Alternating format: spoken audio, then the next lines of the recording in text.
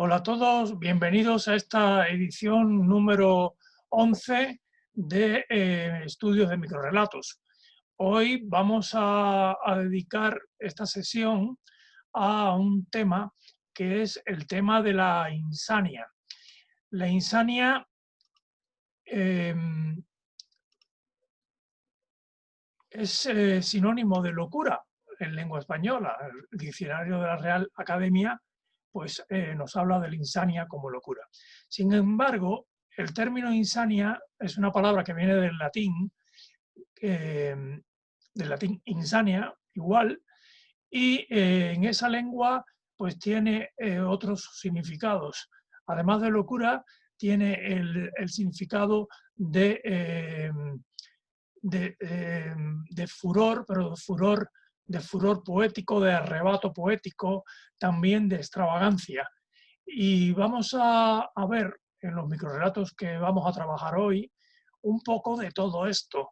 Vamos a ver una posible aparente locura, aparente locura, furor poético, arrebato poético y temas cercanos al mundo, ese mundo loco de los sueños que tanto nos lleva a entender el surrealismo que vamos a ver en la edición número 12 de estos vídeos, en la próxima edición de estos vídeos. La insania se refiere tanto al argumento de microrrelatos como sobre todo al argumento de los microrrelatos que vamos a ver, pero vamos a contrastar este tratamiento de la locura en los temas con una forma muy racional de construcción, de una conciencia de construcción de estos microrrelatos. O sea, en pocas ocasiones, salvo cuando hacemos literatura comparada, podemos estudiar estructuras de textos comparados, como su nombre lo indica. Pero aprovechando que trabajamos con un género extremadamente breve, vamos a comparar al final un poco la estructura llamada externa de estos microrrelatos para ver cuánta racionalidad y cordura puede haber en este tipo de construcciones. Bueno, sin más dilación, vamos a ver un microrrelato de Ramón Gómez de la Serna, El peor sueño. Bueno, ya hemos estudiado El chal de lentejuelas, ese microrrelato magnífico, y al final de este ciclo pues pretendo dedicar una sesión entera a Gómez de la Serna, porque creo que lo merece de sobra y dada la riqueza de su literatura.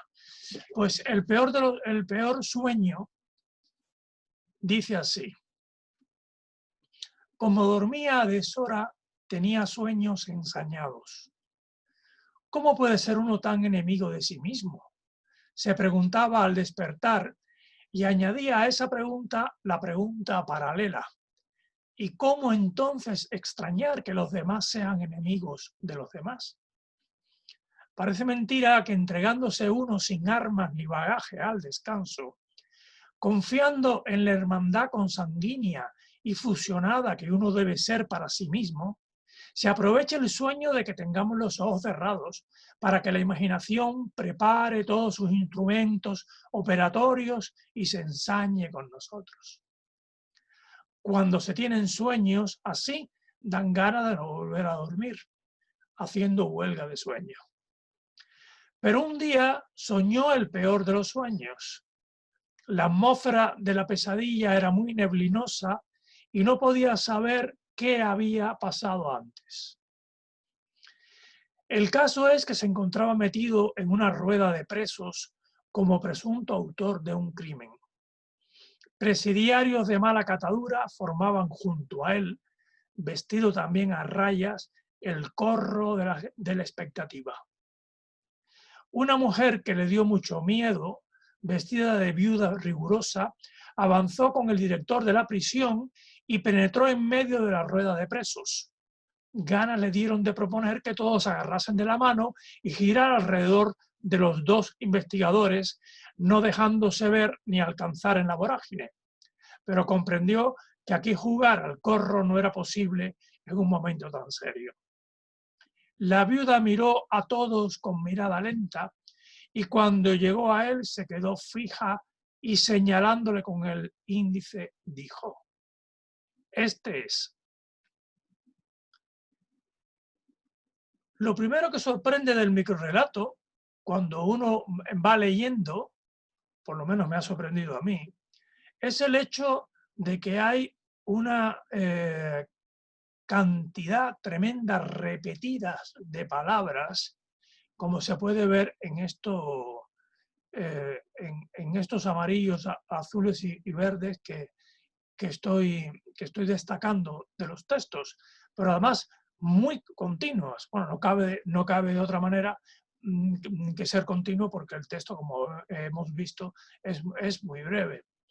Fijaos, uno preguntaba al despertar y añadía a esa pregunta la pregunta, 3 veces aquí, esto debía haberlo puesto de amarillo también, por cierto, para que se vea bien, a esa pregunta la pregunta, que los demás sean enemigos de los demás, entregándose uno, sí mismo, de sí mismo, sueño, etc. Realmente parece que va en contra de una norma elemental que dice que no se deben repetir palabras salvo que se haga una determinada finalidad, claro. La posibilidad de la repetición de estas palabras, de tanta repetición de palabras iguales o parecidas, cercanas, puede tener distintas explicaciones.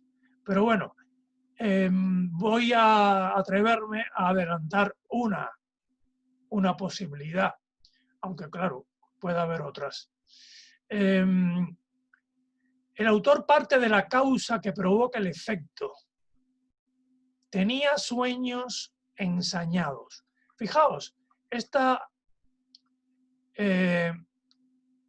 como dormía a deshora, esta es la causa, la consecuencia es tenía sueños ensañados.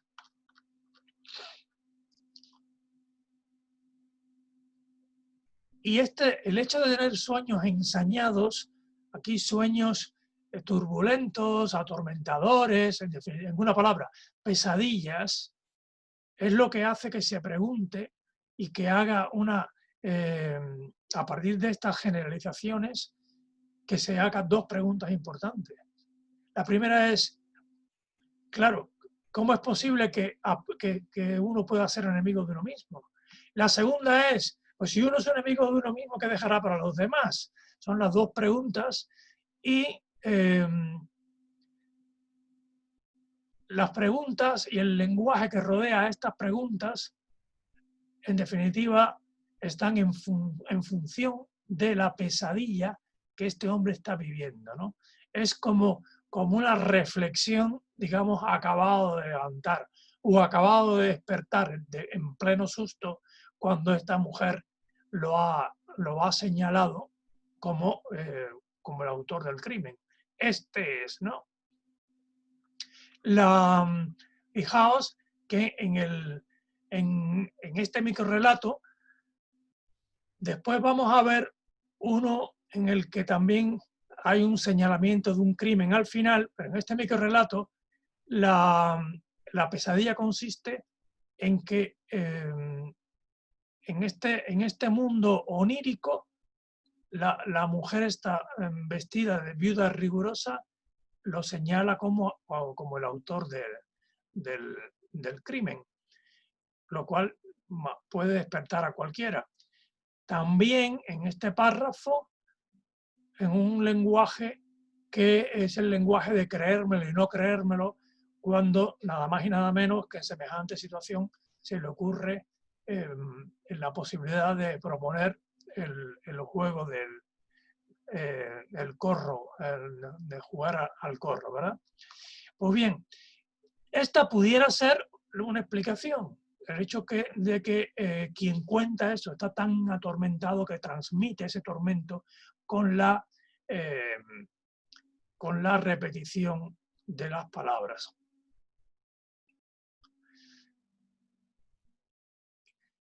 Tanto es así que toda esta preparación dicen que termina diciendo dan ganas de no volver a dormir haciendo huelga de sueños, antes de explicar, ¿no?, lo que es el cuento como tal. El microrrelato es un juego onírico de consecuencias también oníricas y extravagantes. Y de esta manera aparece en él la insania, ¿verdad? Hay todo un juego de sueños, de irracionalidad, de sorpresa final, de alteración incluso del vocabulario o de reiteración de un vocabulario que transmite toda esta insania de la que estamos hablando hoy. Es interesante la estructura, porque recuerdo que vamos al final a hacer una comparación un poco de estructuras. Este microrrelato parte de una costumbre y sus consecuencias. La costumbre de dormir a deshora tiene como consecuencia los sueños ensañados. Después, las conclusiones que se llega después de las consecuencias. Las preguntas, ¿verdad? Pues será uno enemigo de uno mismo, y si uno es enemigo de uno mismo, ¿cómo será para los demás? Y al final viene lo que es un cuento dentro del microrrelato, por no decir dentro del cuento, es la historia del peor de los sueños. Realmente la historia del peor de los sueños empieza cuando se narra, claro, la pesadilla. Esta es la estructura, digamos, simplificada del microrrelato. Recuerdo, costumbre o causa, como dormir, consecuencias, sueños ensañados, conclusiones generales, consecuencias de esas conclusiones y la historia. Al final lo voy a repetir, o sea que lo voy a recordar. Teniendo en cuenta esto, os propongo un ejercicio. La anterior estructura y el micro nos dan ideas para poder escribir nuestro relato. Por ejemplo, seleccionemos sueños o vivencias reiterados y a partir de esos sueños o vivencias, encuentros reiterados, sucesos reiterados, viajes reiterados, cualquier tipo de experiencia reiterada que nos permita llegar a una conclusión relacionada con este tipo de experiencia, del tipo de experiencia que sea, y pues al final contar una de estas experiencias. Es una estructura, es un poco jugar con la estructura del peor de los sueños. El microrrelato es un juego onírico de consecuencias también oníricas. Y así decía que aparece el tema de la insania. Pero acerca de la insania, se acerca la insania, a la locura y también a la poesía, cuando un hecho que se explica como real es más propio del sueño.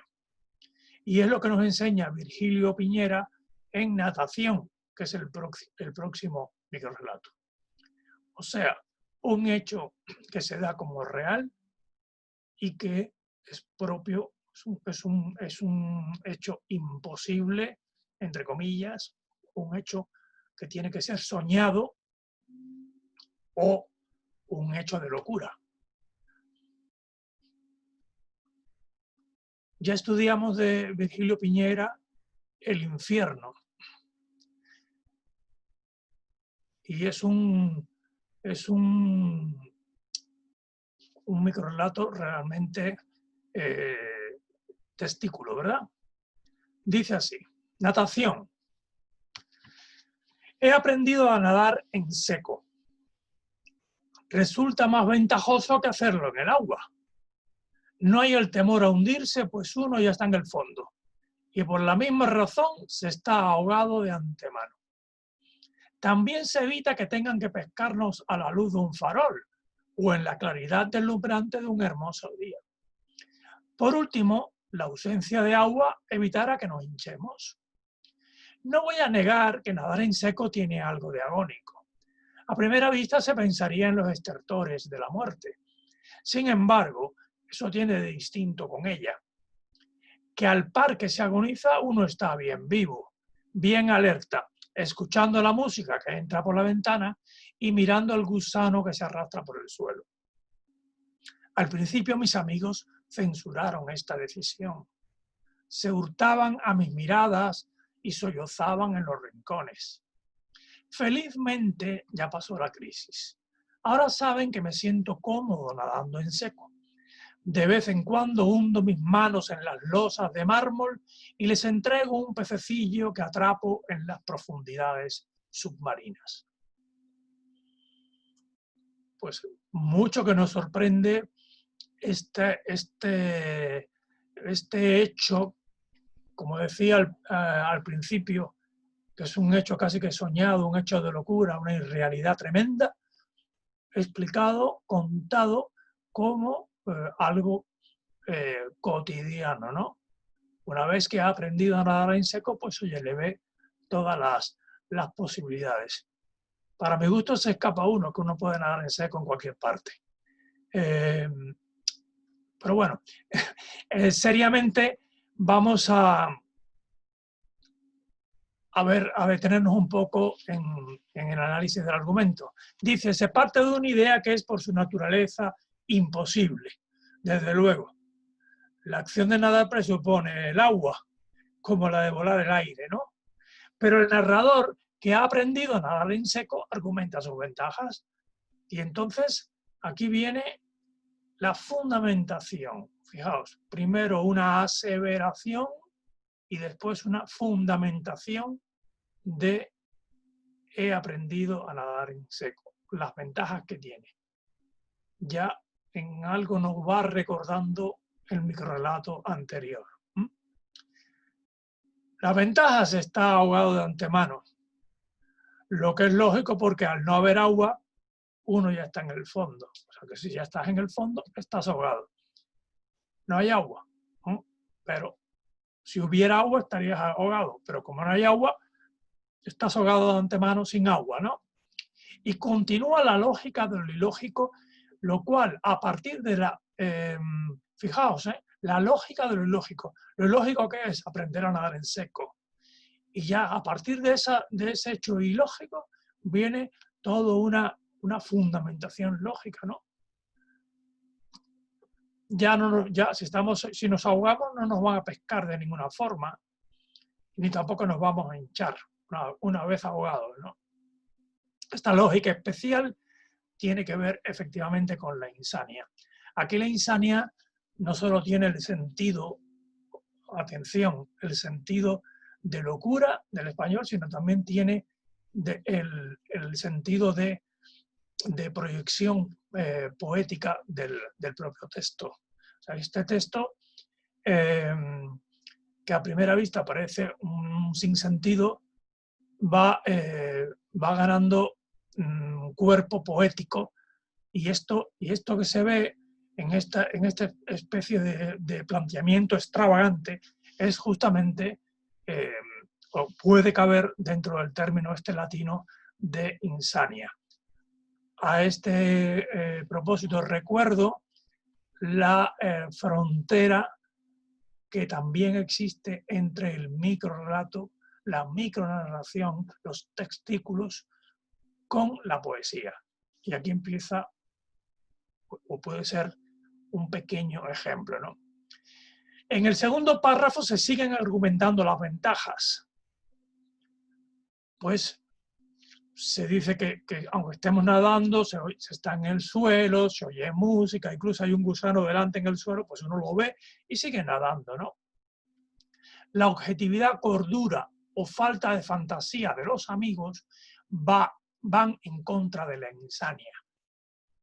Indiscutiblemente, ¿no? Los amigos se aterrorizan, hasta lloran porque dice, este pobre ha perdido el sexo. Pero el final es también sorprendente. Y aquí es donde viene, digamos, el golpe poético y lo que trasciende la insania como locura a la insania como poesía, como hecho expresivo, poético, cuando al final pasa la crisis y los amigos ya lo dan como algo que es, bueno, pues sí, es posible, es normal, y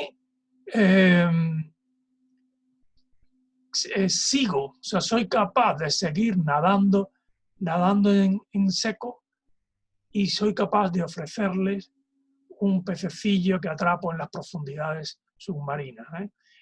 Estos pececillos están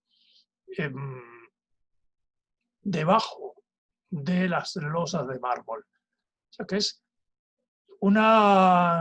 termina el microrrelato como, o sea, diciéndonos, no nos aferremos a una realidad pedestre de que andar tiene que ser sobre la tierra, volar tiene que ser por el aire, nadar tiene que ser, que todo tiene que ser como tiene que ser, sino que el hombre es capaz y somos capaces de romper estas barreras y encontrar otras posibilidades. Al menos de este microrrelato pues se pueden desprender muchas moralejas. A mí se me ha ocurrido muchas enseñanzas. La primera es que es suerte poder contar con amigos que respeten nuestra insania, ¿verdad? Que no nos tengan por locos, sino que nos tengan por más allá. Y qué suerte ser capaz de ver y capturar peces en el mar que está bajo las losas. O sea, qué suerte poder romper con el molde que siempre se nos impone de las cosas tienen que ser de una única manera. A este fin se puede realizar un ejercicio. El micro nos da la idea de contar sobre una actividad de cualquier índole que se realiza en un medio en principio absurdo. La aceptación o no de los demás dependerá del autor. O sea que al final lo podemos dejar, o podemos que nos acepten o que no nos acepten, pero podemos pensar en contar algo que se realice en un medio en que, o sea, que no pueda ser. Pues caminar sobre las nubes, volar bajo tierra, no sé, muchos.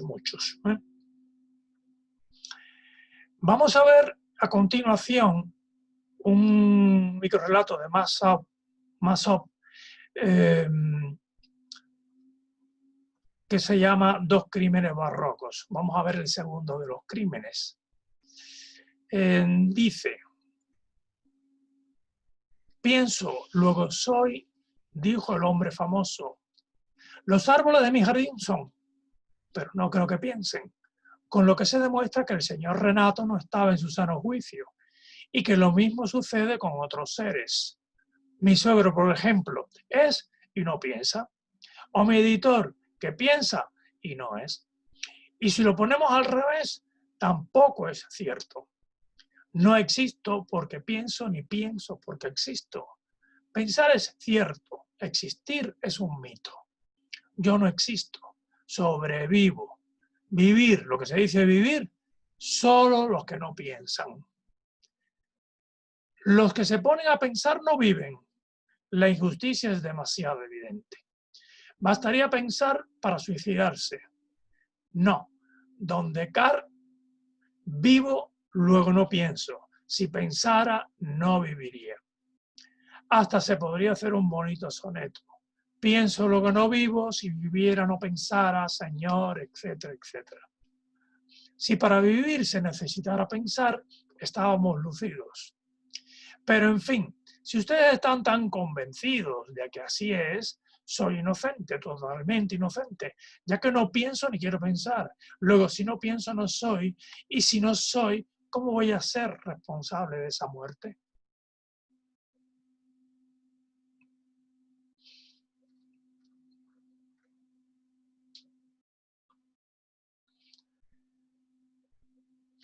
El microrrelato comienza con un juego mundano a partir de la célebre frase del racionalista Renato Descartes, o René Descartes, cogito ergo sum, pienso lo existo.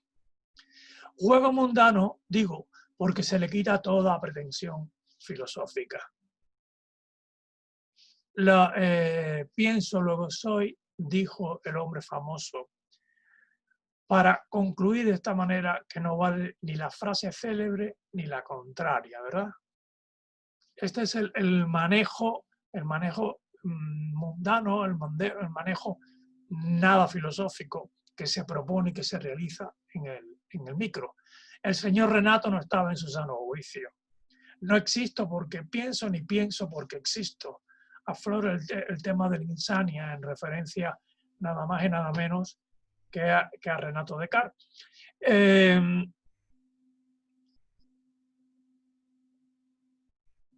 Y llega, o sea, de esta manera concluye esto y llega a la distinción entre existir y sobrevivir. Pensar es cierto, existir es un mito. Bueno, no voy a leer todas las frases porque al final hace una distinción entre vivir y lo que realmente se hace, que es sobrevivir de acuerdo con la persona, con este yo que habla, ¿verdad?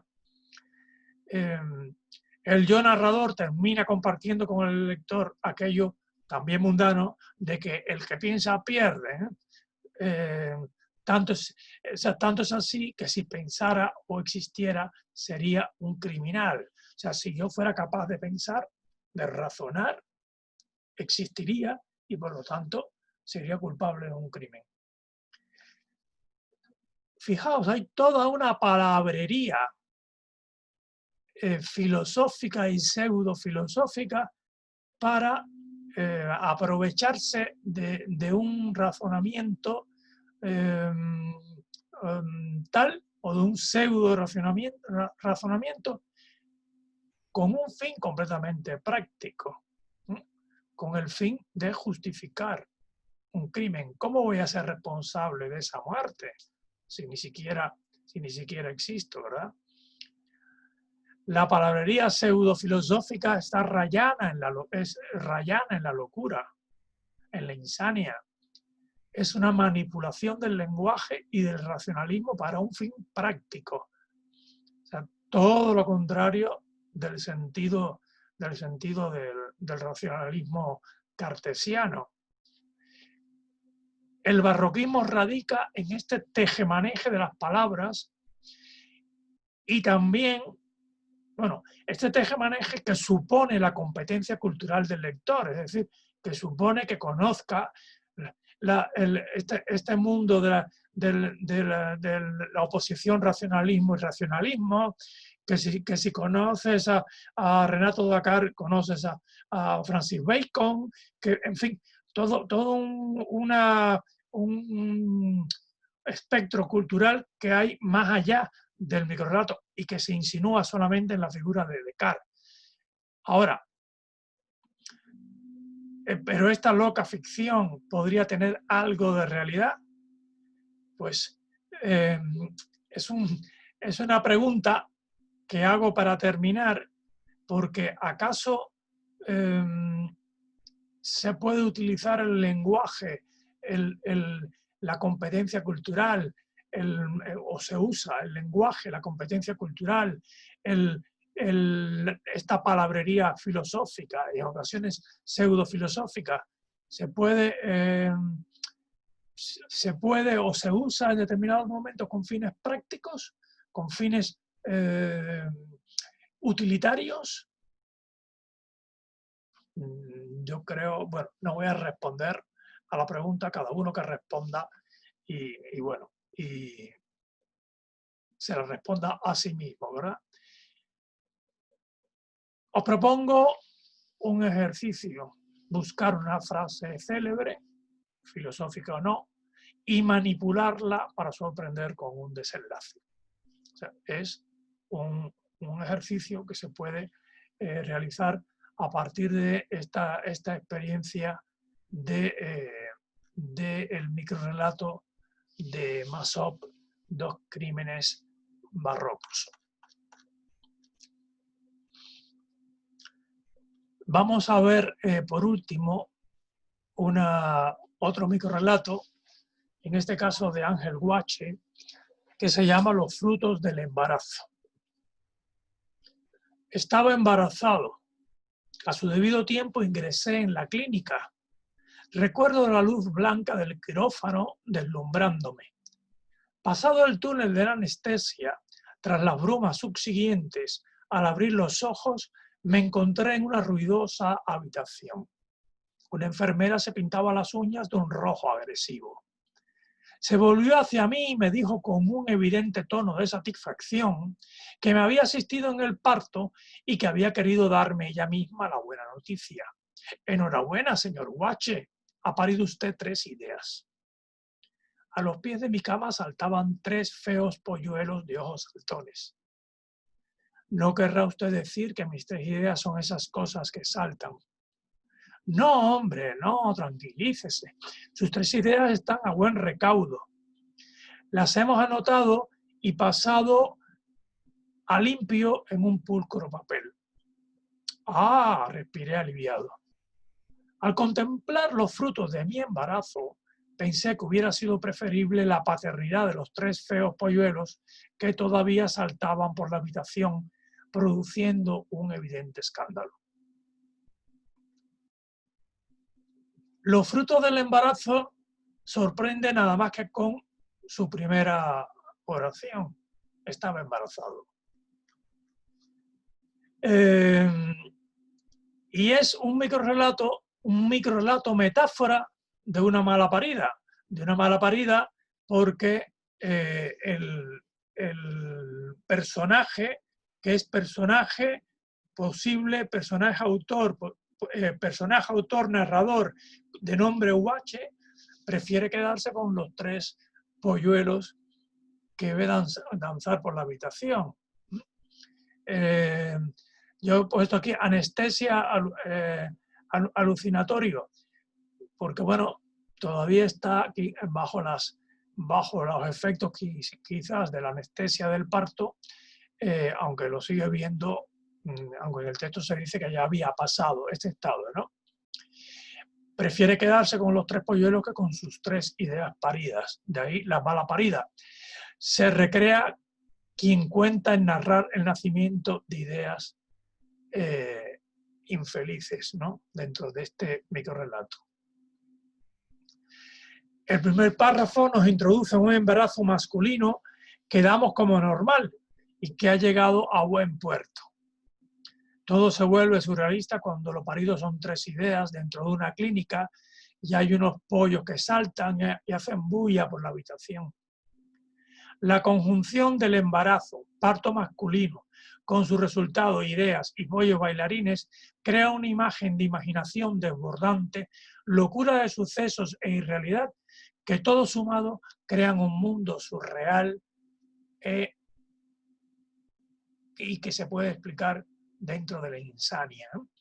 La lógica del argumento termina con la conclusión lógica de que hubiera sido preferible la paternidad de los 3 feos polluelos a la de las 3 ideas.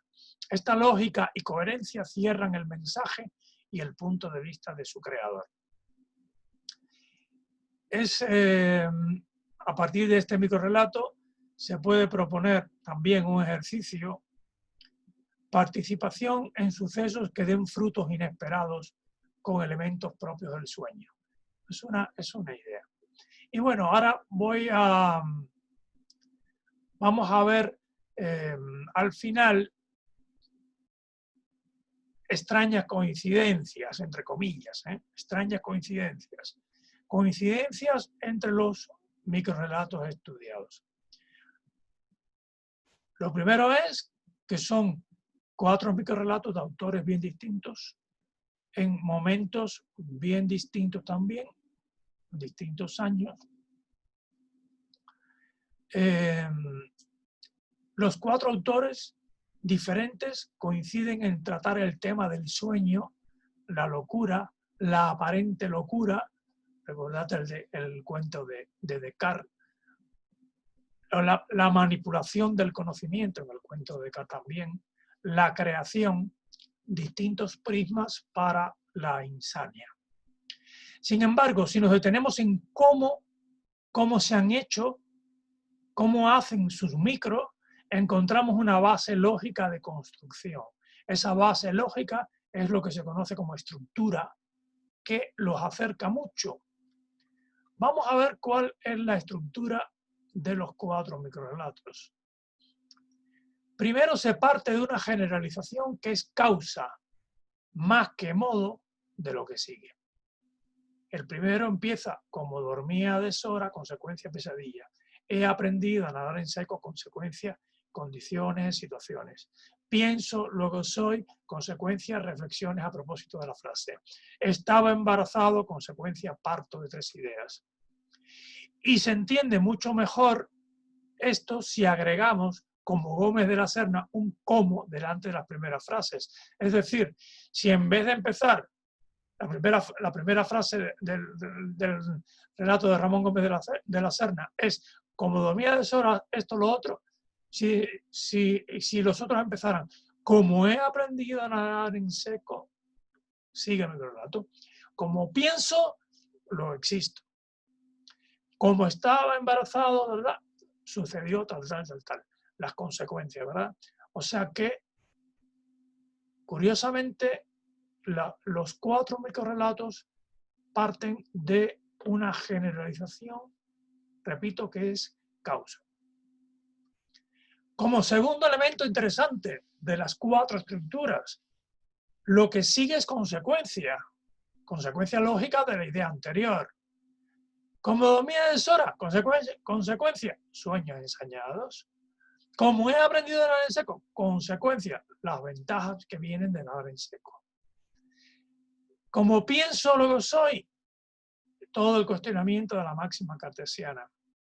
Como estaba embarazado, consecuencia, parto de 3 ideas, más 3 polluelos que rondan, etc., ¿no? Y por último, aparece el cuento que ejemplifica o confirma la lógica anterior.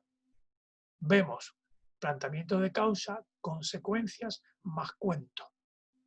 En el primero queda clarísimo, de toda la preparación inicial nos introduce en el peor de los sueños, el sueño como tal.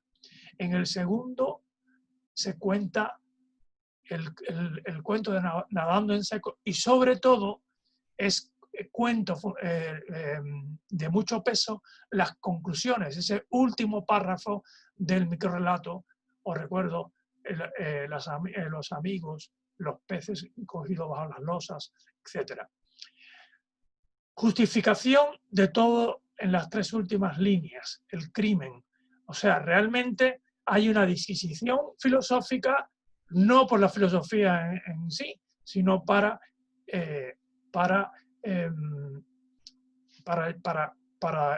exculparse. El cuento real es un cuento que no se cuenta. El cuento real de este microrrelato es esto, el crimen. Este es el cuento real. Y por último, la conclusión, el último párrafo, ¿no? Estaba embarazado y se cierra. En este caso se escapa un poco de la lógica de los 3 anteriores, pero claro,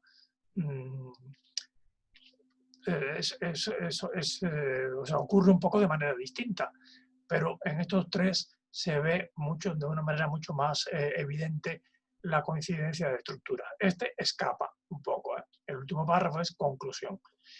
Pues bueno, visto lo anterior, a propósito de estructuras, no se me escapan las diferencias entre los micros estudiados, que atienden fundamentalmente al estilo personal de los autores, además del tratamiento del argumento, ¿no?, que es bien distinto.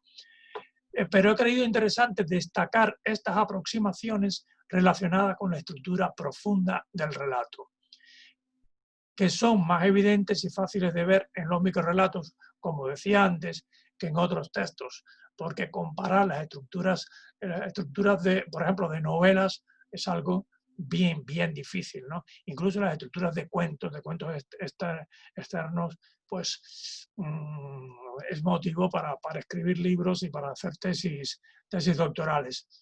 Reconocer estas estructuras nos hace conscientes mecanismos ocultos de escritura, esos que pasamos por altos en la lectura, pero que una vez aprendidos pueden pasar a formar parte de nuestras herramientas. Es decir, hay estructuras que si reconocemos y vemos de alguna manera, decimos, bueno, pues esto es aprovechable.